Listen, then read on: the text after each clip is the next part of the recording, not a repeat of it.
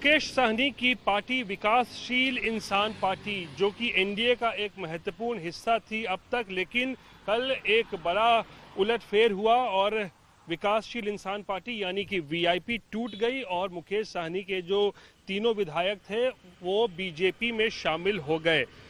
अब उसके बाद मुकेश साहनी ने आज कहा कि वो मंत्री बने रहेंगे।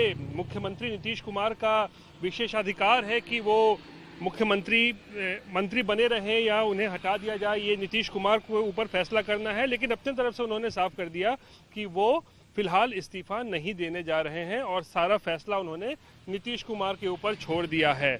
जबकि आज सबको लग रहा था शायद वो नैतिकता के आधार पर इस्तीफा दे दे, क्योंकि उनके पास अब एक भी विधायक तो बचा नहीं है, खुद अकेले एमएलसी हैं, लेकिन ऐसा हुआ नहीं है।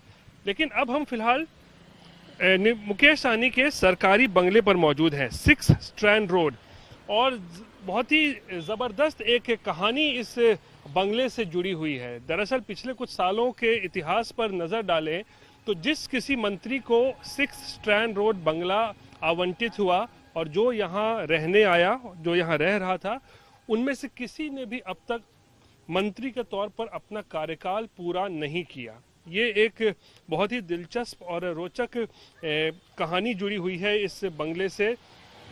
और आप देखिए कि इस वक्त मुकेश साहनी के बंगले के अंदर हम मौजूद हैं और यहाँ देखिए मुकेश साहनी जब मंत्री बने थे 2020 विधानसभा चुनाव में जीती थी उनकी पार्टी, 4 विधायक थे, खुद एमएलसी बने, नीतीश कुमार सरकार में मंत्री बने, तो उसके बाद उन्हें ये बंगला आवंटित किया। फिर उसके बाद देखिए उन्होंने किस तरीके से इस बंगले के अंदर जो है यहाँ बड़ी बड़ी यहाँ स्टैचू जिसको कहते हैं, पुतला जो है यहाँ फूलन देवी का लगाया गया, और फिर जुब्बा साहनी का भी जो है यहाँ पर आप देख सकते हैं इस बंगले को में जो है वो पुतला लगाया गया।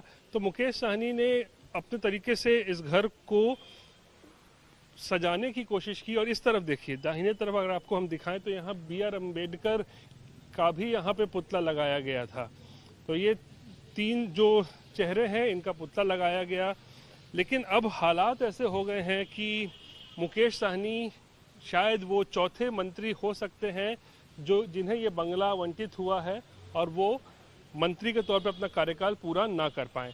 इससे पहले 2018 में बात करें तो मंजू वर्मा, जो कि समाज कल्याण विभाग की मंत्री थी, उन्हें भी ये उस बंगले में रहती थी, लेकिन उसी दौरान बालिका गृह कांड हुआ और उन्हें इस्तीफा देना पड़ा था अपने पद से।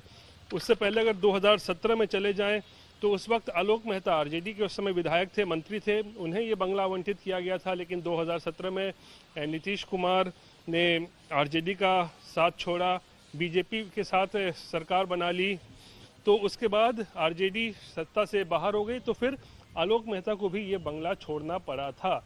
और उससे पहले 2015 में अवधेश कुशवाहा, उस समय जेडीयू में के कोटे से वो मंत्री थे नीतीश कुमार सरकार में, उसके बाद एक स्टिंग ऑपरेशन हुआ जिसमें वो पैसे लेते हुए दिखाई दिए और उसके बाद काफ़ी बवाल मचा और उन्हें भी अपना जो है मंत्री पद से उन्हें इस्तीफा देना पड़ा था। तो ये पिछले 3 मंत्री हैं, अवधेश कुशवाहा, आलोक मेहता और फिर मंजू वर्मा, इन तीनों को ये बंगला मिला था। वो तीनों इस बंगले में रहते थे, लेकिन तीनों ने मंत्री के तौर पर अपना कार्यकाल पूरा नहीं कर पाए। और अब जब वीआईपी टूट चुकी है, उनके एक वीआईपी में एक भी विधायक मौजूद नहीं है, तो ऐसे में अब मुकेश साहनी फिलहाल मंत्री तो बने हुए हैं, लेकिन कितने दिन बने रहेंगे ये अब केवल नीतीश कुमार के ऊपर ही जो है ये निर्भर करता है, क्योंकि मुकेश साहनी ने तो अपने तरफ से साफ कह दिया है कि वो इस्तीफा फिलहाल अभी नहीं देंगे। और देखिए घर के गेट को भी देखिए कितनी खूबसूरती से सजाया गया था, यहाँ मछली बनाया गया था, क्योंकि सन ऑफ मल्लाह के नाम से भी जाने जाते हैं, निषाद के नेता हैं मुकेश साहनी।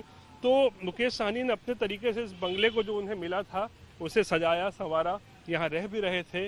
लेकिन अब जो पिछले 24 घंटे में घटनाक्रम तेज़ी से बदला है, उसके बाद अब मुकेश साहनी कितने दिन मंत्री रहेंगे, कितने हफ्ते मंत्री बने रहेंगे, अब ये केवल और केवल सिर्फ नीतीश कुमार पे ही निर्भर करता है। और ऐसा संभव है कि मुकेश साहनी चौथे ऐसे मंत्री बन जाएं जिन्हें 6 स्ट्रैंड रोड का बंगला मिला तो रहे भी, लेकिन शायद मंत्री के तौर पर अपना कार्यकाल पूरा ना कर पाएं।